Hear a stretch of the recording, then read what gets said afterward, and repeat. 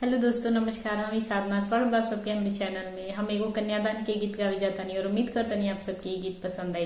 गीत पसंद आई तो प्लीज हमारे चैनल के सब्सक्राइब, वीडियो के लाइक, शेयर और कमेंट जरूर करो। धनाए कवन पापा धन रौरा बनी जी, धनाए कवन पापा धन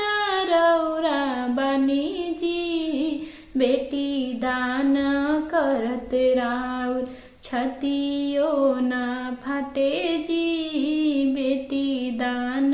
करत राउर छतियो ना फटे जी, कन्या दान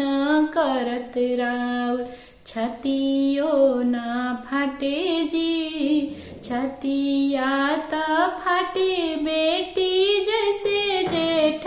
काकर जी, छतिया त फटे बेटी जैसे जेठ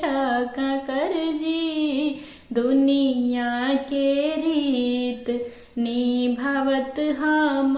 बनी जी, दुनिया के रीत निभावत हम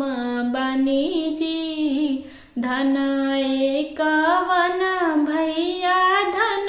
रौरा बनी जी, धनाए कवन भैया धन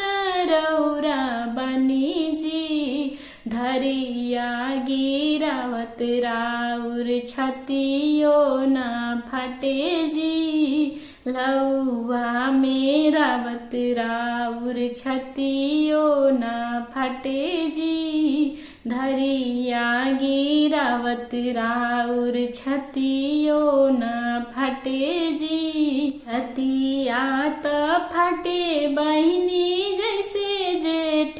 काकर जी, छतिया त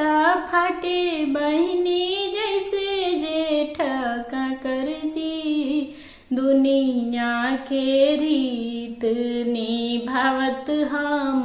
बनी जी, दुनिया के रीत निभावत हम बनी जी, दुनिया के रीत।